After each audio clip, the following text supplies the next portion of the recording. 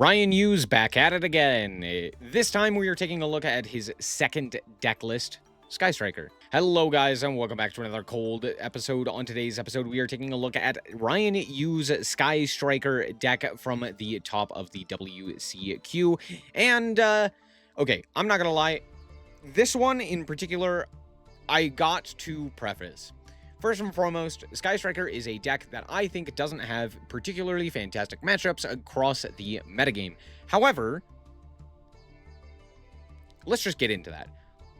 From what I have experienced and from what others would also say, more experienced players, especially with this deck, from what they have said, Sky Striker doesn't particularly have great matchups into things like Branded, Draco Tail, even to an extent things like Radiant Typhoon and Vigorous Canine. So while yes, they do have the ability to potentially win the game against those decks, those are particularly worse matchups.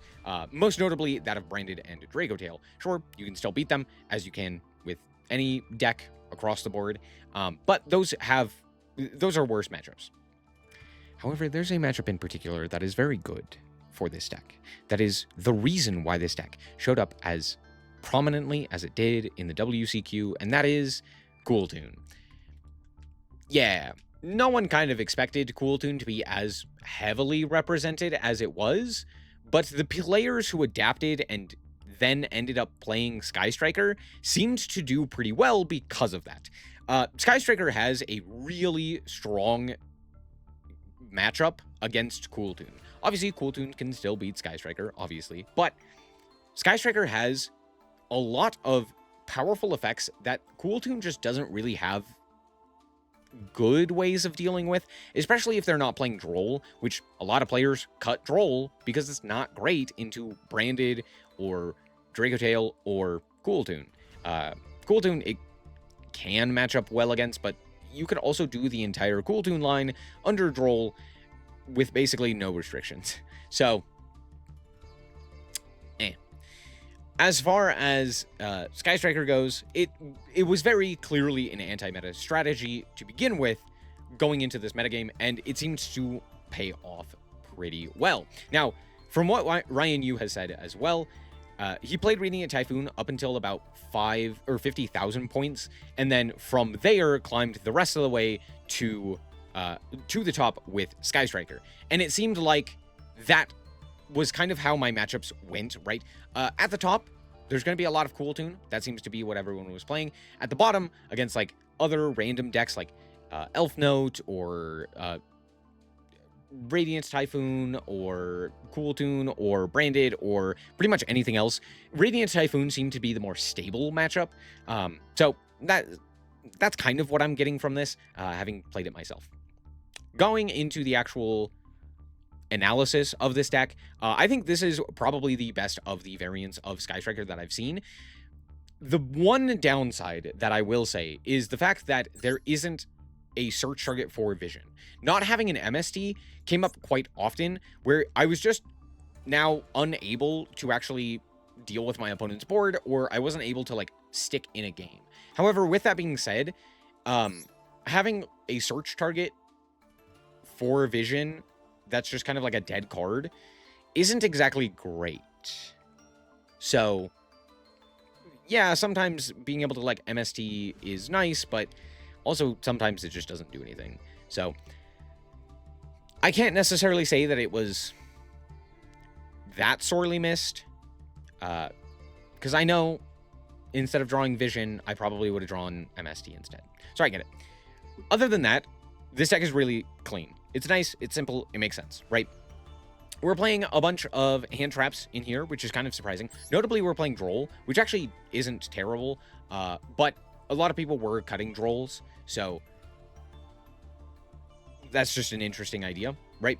We have the Maxi and the 2 Ash Blossom, which is kind of interesting, but we're also playing 2 Droplet in here as well, and I think the reason for this is because you don't need a critical mass of hand traps or quick plays or something like that, and so kind of playing that half and half, like Ash Blossom is particularly good against or like when you draw Maxi, so being able to have a hand trap of some capacity is pretty nice. But Ash Blossom also pairs well with something like Droll, being able to stop a like a Cool Tune player or something else of that nature, whereas Droplet is significantly better against like both Cool Tune and Branded, right? Being able to like negate a branded card, or being able to like send something away to dodge an RS negate. So there are like instances where both of them are nice, but all in all, it's still kind of weird. Then we're playing a pretty standard suite of Sky Strikers. We're playing the 3 Ray and the 2 Rose. This came up a bunch, but having the second Rose just like in deck was pretty useful. Drawing it sucked, but you're just going to draw it sometimes, so having the second one mattered a bunch, especially because we're also playing a whole bunch of draw spells, notably Pot of Desires. We're playing 3 of this, we're playing the 3 Upstart, we're also playing the 3 Vision, as previously mentioned, so we can see pretty much our entire deck if we see one of these. It's kind of crazy, just like one piece of our deck sees the entire rest of it. It's a lot. It's a lot of draws, and it's a lot of extension. Not to mention, we're also playing, of course, the actual Engage, the like heart and soul of the deck. I had a duel where I literally drew Engage into Engage into Engage. So yeah, this card's pretty good. As it turns out, being able to activate Engage is pretty good. So there's that.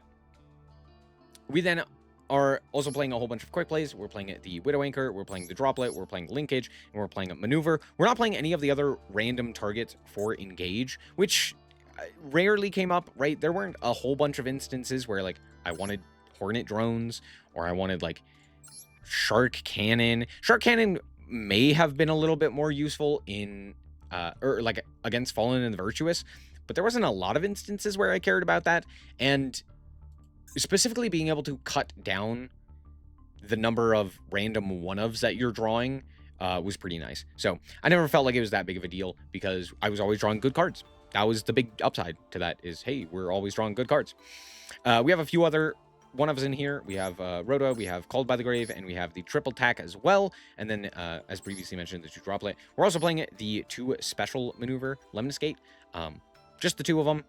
Yeah, that's it. And then, of course, Fallen and the Virtuous at 3. This card's crazy. Anyway, as for the extra deck, it's pretty simple. The 1 Albion and Ecclesia, as well as a Typhon, and then 3 apiece of Kagari and 0, and 1 of Shizuku, Hayate, the Amatsu, Zeke, Azalea, and Camellia. And that's it. And the reason for this is because these 2 actually do the combo, and you need to see them in order to generate more advantage. So playing multiples of these is pretty important. All of the rest of these can be shuffled back into the deck via Lemniscate, and give you the ability to go. You don't necessarily get anything off of playing them, right? So you're kind of better off just playing more of the actual impactful cards. Also because of things like Crackle and the other one, being able to have multiple copies of 0 and multiple copies of Kagari, so that your opponent doesn't just automatically remove your one target, is pretty nice. So there's that. It came up a couple times where having the third 0 mattered. So there's that. We're going to hop into the replays and show you how this deck performed. Alrighty, here we are going first, and sorry, I lied. We're actually going second. But we'll see what our opponent's on. It's Cool Tune. Yeah. I go for the Roach here. They Ash. Okay, well, I'll go for the Droll. To be fair, it didn't really matter whether I drolled after the Birth or after the Quick Play, because the Quick Play could have just been changed to the Droll, and they didn't chain anything else. Had they had a second Quick Play, that could have mattered. Except it wouldn't, but... Uh-oh, SpaghettiOs. They hit our Albion. Tragic. They're going to go for the mix into the Q into the remix. Or sorry, Q into the mix into the remix. And they're going to look at the top of our deck, and it's 2 triple tags. Gee, I wonder what they're doing there. They're just going to go for the Birth and then pass. I don't know what this play was. I thought they were going to go for Baron. But they... I guess they couldn't, right? Because you can only summon tuners. But, I don't know. Remix was not on my radar. All right. Cool. We're going to go for Pot of Desires here. We're going to draw 2. Not great draws. We'll go for Vision. We'll pitch the Vision. And then I'm actually just going to... They're going to go for the Birth here. And just in response, I'm going to go for the Droplet to make sure that they're out of their monsters. because for some reason they didn't immediately fire the remix. I don't know. I don't know what the plan was there. Anyway, that's fine. We go for the Ray. We just walk over the remix here, and then we go for the Hayate. Hayate is going to jump to the graveyard to the Lemon Escape. Why are we dumping Lemon Escape? Well, because we have Engage anyway. So we're going to go for the Engage, and that also puts all 3 of the spells necessary in grave for us again. And then we can draw into Engage again. Yeah, Engage into Engage. So now we have way more cards than we should. We're going to attempt to add back the Engage. Oh, no, it gets stopped. Oh, well, we'll go for the linkage here. We'll go for the 0. And now 0, don't worry, can search Engage. Don't worry, we're going to draw into Engage again. Anyway. I'm just going to pop the back row. I drew, I think, 4 cards that turn. Cool. That seems reasonable. My opponent's going to reveal that they have the Evenly. Why wouldn't they? They're going to go for the Evenly. They're going to banish our 2 cards. Sure. Out comes Rekko. Rekko for the mix. They're going to then Synchro. I don't know why. Why did we grab mix? Huh? Why would we not have grabbed Rotary there? I think the idea is like, oh, if I grab Rotary, I just die to the 0. They just pop the guy, and then I can't do anything. But, like, that's the same thing with Mix. I don't know. It doesn't matter. They were dead no matter what. So, cool.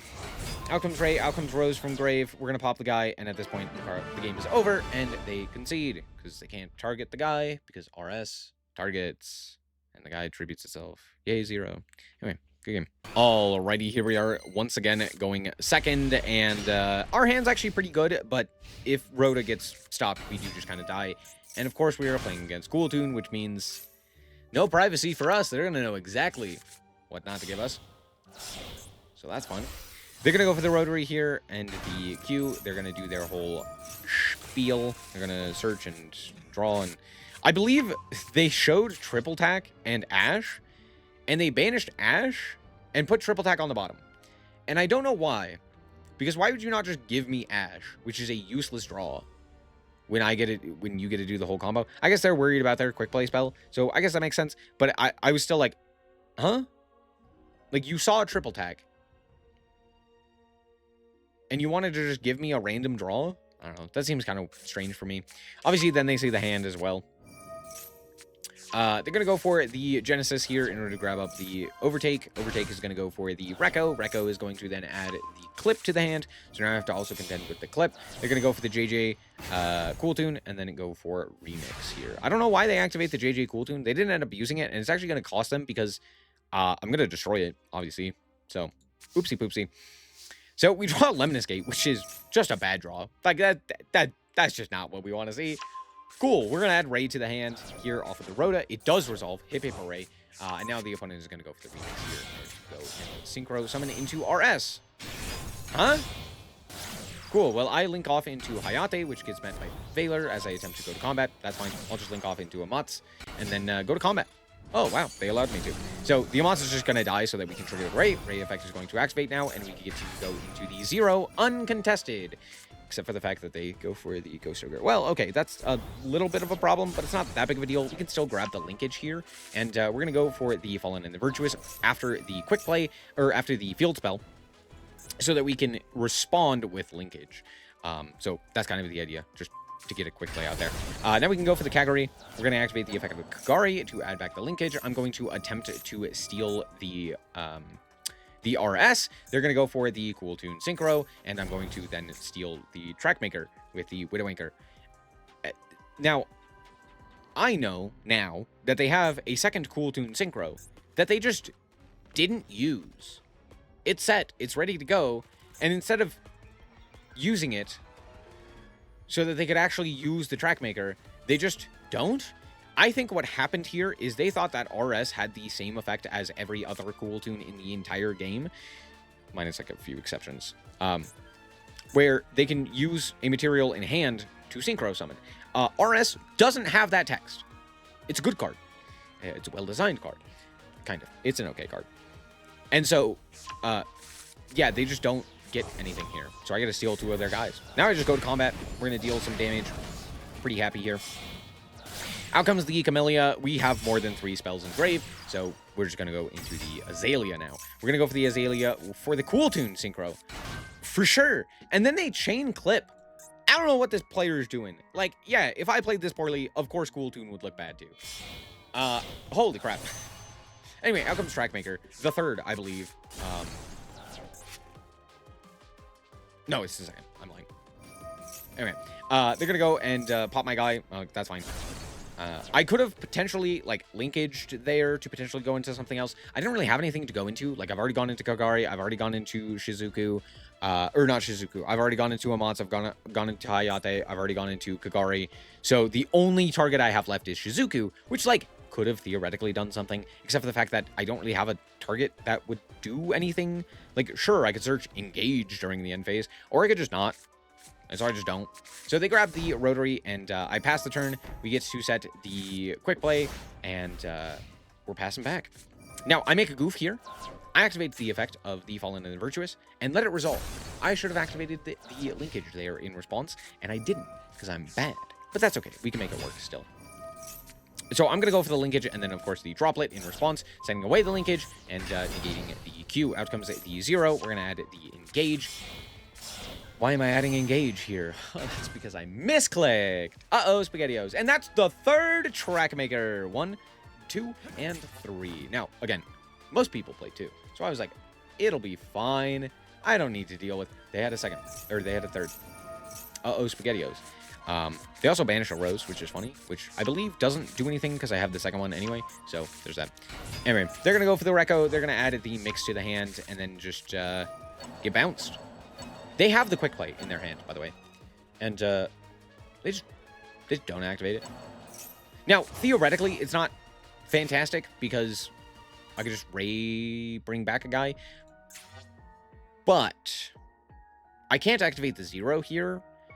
So they should have just activated the Quick Play, searched a guy, and then synchroed off, just so that they could trigger the effect of the Trackmaker to bounce the 0.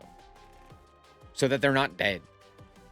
I mean, they're still dead because Ray and Engage is the whole line. So my opponent concedes there, but yeah. I don't know what that was. Cool Tune rotted my opponent's brain. Good game. Alrighty, here we are actually going first this time. Hip Hip Hooray. And our hand consists of, well, we have Ray, so there's that. We're going to start off with Ray. We're going to go into the 0. We're going to activate the effect of the 0, which will probably be met by Ash. Not good. Well, I guess we'll just set and pass. We'll see what we can get here. They're going to go for Lucina. Uh-oh, SpaghettiOs. That's okay. They're going to go for the actual continuous spell that they drew. I'm going to attempt to pop it with the Fallen and the Virtuous. That's going to lead them to go for the Reina. I'm going to activate now the effect of the Droplet, sending away the other spell in the special maneuver. And the reason for this is because you actually want to engrave. I don't have the targets necessary for it to actually do anything in on field. So sending it to the graveyard via the Droplet means that now we actually can use the Grave effect to link summon. It's all the same at this point. To link summon on the opponent's turn. Cool. They're going to normal summon... Not that one. They normal summon Ray, or Valor. I mean, it is a level 1 tuner, but like, huh? Valor. Anyway, they go for it, the Seraph, and then go to combat. I'm like, okay, yeah, I have to bite here. We'll pop. We'll go for the Ray here as well before they go to the end of combat, and I'll just go for the Amats, and then now we can add the Fallen and the Virtuous. I don't really know what they have here. And, okay, Rhapsody. They send a Droll, which is kind of funny. I'm going to attempt to pop here. They're going to go for the Reina, and at this point, we can just activate the Amats, and they can't really do anything. They concede there. Yeah. They would have to trigger, pop my guy, go, and then Ray would trigger, special summoning himself back, and then I can go into 0. I can go into Kagari. I can go into pretty much anything there. So, good game. All right, we're back with the deck, and having actually played this deck myself, here's the thing. Sky Striker is a deck that I personally am not that big of a fan of, mostly due to the fact that I think Engage is a poorly designed Yu-Gi-Oh card, and it's very frustrating. Just the way that Sky Striker works in modern Yu-Gi-Oh! It's just not fun for me. I was going to say engaging. I didn't want to make the pun. And then I did anyway. Anyway, the point is that Sky Striker is not a particularly interesting deck anymore. It used to be a little bit more interesting as a control deck, and I think it was just more fun as like loop Widow Anchor and like go for the mecha module and do all of that stuff, and do the like mecha module Shizuku shuffle. That was interesting at the very least, and I found that to be a little bit more rewarding in terms of gameplay. However, the newer stuff, it's kind of just drown your opponent in card advantage oftentimes. There's still stuff that you can do. Obviously, there's a reason a bunch of players thoroughly enjoy it. I'm not saying you can't, or that it's like a bad deck. It's just personally, I don't like it. And a lot of it is literally just this card. Just engage. I think not having a hard once per turn on it is such a heavy mistake that is very frustrating, because engage generates so much advantage. In that first duel, you saw I went engage into engage into engage into engage. I activated it 4 times and I drew 4 cards. That is 8 cards worth of advantage off of engage. And I could have activated it 5 times as well. So I could have drawn 5 additional cards, which is an obscene amount of advantage to just drown the opponent in, right? And I think that is my biggest gripe with the Sky Striker cards. And a lot of modern Yu-Gi-Oh cards seem to fall in that same purview of like not a hard once per turn, and therefore is broken. If you look at the OCG right now, Toon is doing the exact same thing, having the exact same problems, where it's just like, oh yeah, by the way, you can FTK because this deck doesn't have a once per turn on a bunch of its effects. Uh-oh. And it's really frustrating to see Konami just understand how important hard once per turns are. Like, they just eroded 2 cards to put hard once per turns on them, and then also entirely ignore that fact time and time again. Now, engage is a significantly older card, but I think they could have done more to make it more interesting. And I think, honestly, this is one of the cards where if they had limited it, I think it would have been more interesting. Because being able to recycle it with Kagari, being able to recycle it with Zero is an interesting mechanic that would have been rewarding as like a Sky Striker player. But instead, now it's just kind of like, well, play a million spells and get a million cards worth of advantage. And now you're just playing spell combo similar to that of Radiant Typhoon instead of like this control strategy. So it's very different from what it previously was. I don't know. I don't like engage. I don't think it's a fun card. It's just kind of a silly card. Also, Zero. Why does this card exist? Why am I now capable of searching out engage? I thought that was like the whole point, is like, you can't do that. You can add it back. You could add it during the end phase, but you can't just directly search it. And then they printed Zero. It's like, okay, well, forgot I said that. Very silly. Anyway, those are my gripes with it. Overall, the deck is still good, obviously.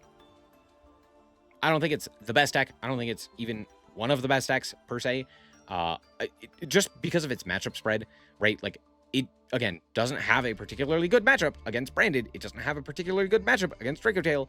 And some of these other top decks, it's mostly just that Cool Toon advantage. And with Cool Toon wavering or losing its place, basically, in the metagame because of the nerfs, I don't think it's going to be a great time for Sky Striker.